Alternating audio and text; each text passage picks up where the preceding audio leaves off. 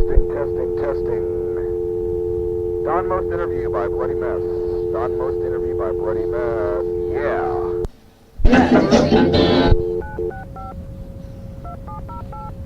Getting the interview now.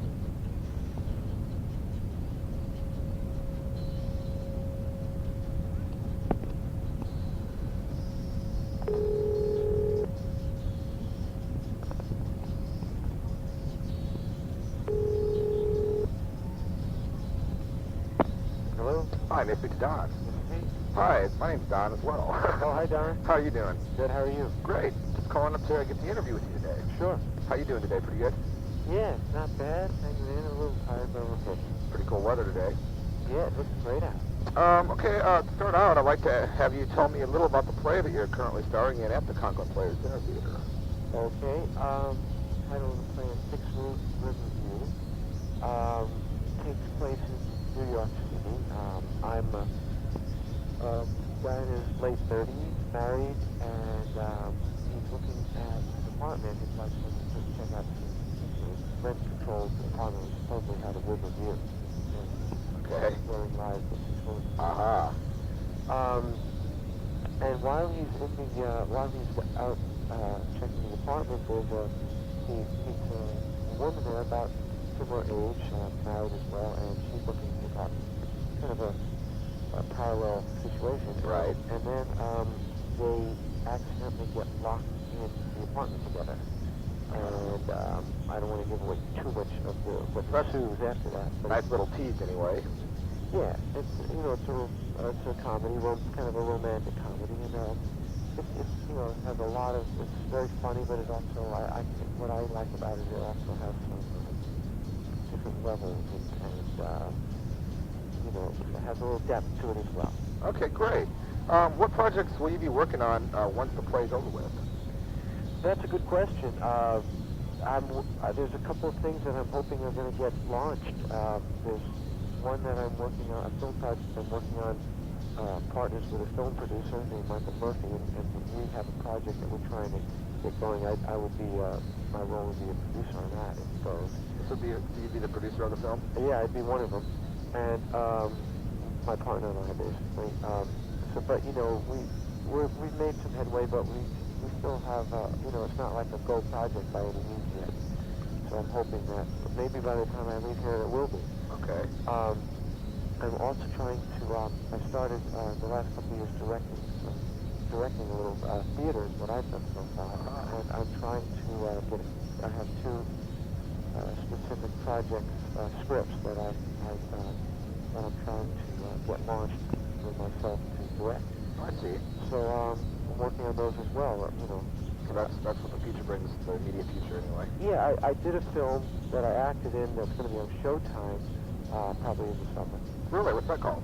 Well, the working title was Eyes of Strength, but I've been told that they're probably going to change that. So Look out for it then, huh? yeah, it might be tricky, but who knows? Maybe it'll still be called Eyes of Strength, but probably not. Okay. How did you first get into acting anyway?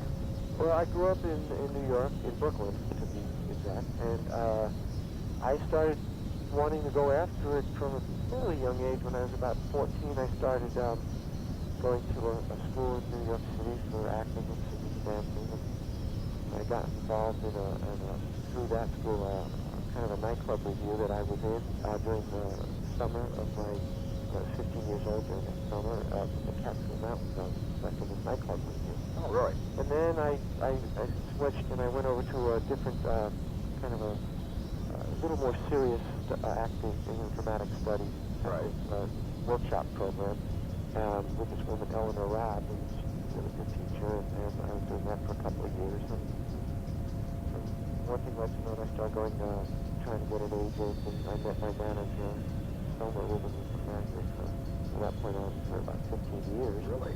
And so that's, she started getting me out, running around, on knocking on doors, getting auditions, and finally getting some work. And I started doing pretty well in commercials in New York City. Oh, really? Any famous ones? Oh, I don't know. It was so long ago, I don't think that anybody would know them. Because this was back in the, United States. Really? A 4-year stretch where I was doing commercial. Then I was going to college at the same time. Well, to high school and then college. You know, I started like my high school. I see. And then I was going to Lehigh University in Pennsylvania,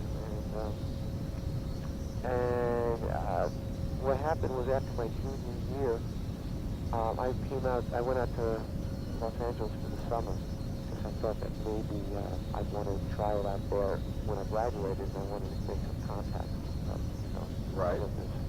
paved the way.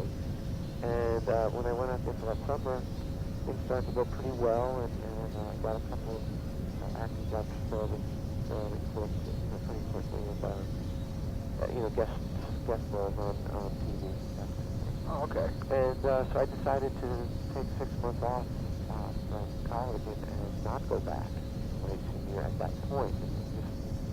My agent thought that I was doing well. Kind of pursue the acting thing. Yeah, he said, why don't you, I think the season was just getting ready. He thought I could do really well. And it was, a couple of months later that I landed the pilot for Happy Days. Really? Yeah. Great. When did Happy Days go on the air, and how old were you at the time? I was 20 years old. We premiered January of 74. Really? How long was that on the air for? It ran for 11 seasons. I did 7. Okay. I was going to ask you, did you feel that you were typecast at all after Happy Days? Oh yeah, that was definitely kind of a barrier, a little stumbling block for my career. I left, my contract was up to pursue other vehicles, other roles, other, opportunities as an actor, because I've been doing that for 7 years. I thought time, move on, graduate, whatever. Right. But it was, I found it, found out pretty quickly that the kinds of things that I wanted to do were not very accessible because of the typecasting problems you just mentioned. Really? So it was very frustrating, and it's still, it's still been I don't even know if it's more than a residual effect. I mean, it still exists, to some degree. I think it's getting better as time goes by, and I'm getting a little older, and I think it's starting to open up. So it's kind of like a catch-22. It's like you have that to your credit, the Happy Days series, but at the same time it can kind of go against it too as well. Without a doubt. Okay. Are you in touch with any of the other Happy Days actors today at all? A little bit, not too frequently. We were working so closely for a while. Everyone goes their own way to some degree. But I just saw Ron a couple of weeks ago, had breakfast with him, or went up to his house actually a couple of weeks before that with the family, and so that was real nice. And so we stay in touch from time to time. And Nancy and I, Nancy Williams, we've been in touch. And, everybody else, periodically. So it's nice. Okay. This is a music magazine, by the way, that you're going to be in here. It's kind of Oh, it's a music magazine? Yeah, well, it's music, and it's also got interviews with actors, and like out at the Conquest and this and that. I always interview all the guests they have up there. Right. The features. I'd like to ask you a couple other things. Did you ever? This is a Happy Days question. Did you ever happen to party or hang out with Susie Quattro when she appeared on Happy Days as Leather Tuscadero? No, I didn't really get to know Susie, out off the set. She was very nice to work with, and she was, really sweet, and everyone got along with her really well. But I didn't really get to know her off the set. She only was on a couple of episodes, so we didn't get the opportunity. I see. Okay. What kind of music did you listen to during the era of Happy Days? During the era of Happy Days, huh? Well, my music taste pretty eclectic. I mean, what I really love, probably my favorite is more jazz-oriented type music, jazz and blue, and even from jazz, but some of the American classic type music from the 40s, some of the the jazz vocalists and male vocalists as well. And I really love that. I also, but like I said, it's pretty eclectic. It runs the gamut from during when we were doing Happy Days. Well, it was early 70s. So, gosh, I can't try to remember which, Elton John or James Taylor or just about but like I said, it would run the gamut, you know. I mean, Great. like show music, just about classical to some degree, but not as much. You know. Okay. What about today? Today, you know, I find I still listen to, you know, some of the more rock and roll once in a while, but for the most part, you know, I'd listen to jazz if I had to really pick. Okay. I think this is a good one. Did you get many Happy Days groupies when you're doing the series? I guess I would. I mean, a group. Yeah, I guess I would have to answer as a positive to that. You know, when you go around traveling, especially, you know, we were pretty recognizable. So, you know, I don't know who falls into the groupie description, because you know, maybe I don't know. You know, I mean, I don't know what really constitutes a groupie in terms of people coming around and hanging, you know, waiting outside and waiting, that kind of thing, to some degree. But I guess what I'm answering to the affirmative more is in that when we would go around wherever, you know, whether it be at a restaurant or out of town traveling or whatever, people would recognize us, and you know, women of my age group at that time, you know, were let's say, you know, they were a little more accessible to me than they would have been normally, probably. Right. Okay. I heard that Aaron Moran is like a big time in religion these days and wouldn't attend the Happy Days reunion on TV. Do you know anything about that? I know very little about this. I mean, I know probably as much as you know. You know, from what I've heard and a little bit of this I just printed. I haven't seen Aaron in at least 10 years. Really? And I had heard that she pretty much got out of business and, you know, had got married and was living, you know, it was pretty removed from the whole Hollywood scene. Oh, I see. And then, you know, it sounds like I don't know where she's coming from. I can't even you know, speculate. But that's, you know, there've been some unusual comments that have been attributed to her. So I can't answer. I don't really know much about that situation, huh? No, I really don't. Okay, what are some of your favorite television shows that are on today? Northern Exposure is probably, you know, it's definitely one of my favorites. It's not my favorite. It's not the favorite. I don't watch a lot of TV, you know, regular series television. So that show I really like a lot. And besides that, once in a while I'll catch Law and Order. I think it's a good show. But mainly I watch, you know, like movies and sports, news, that kind of thing. I don't watch a lot of regular shows. Okay. What are your 3 favorite pleasures in life? 3 favorite pleasures in life? Yeah. That's another regular I ask everybody. Okay. Well, you know, spending some really, really good time with my family, my wife and my 2 children. You know, I love that.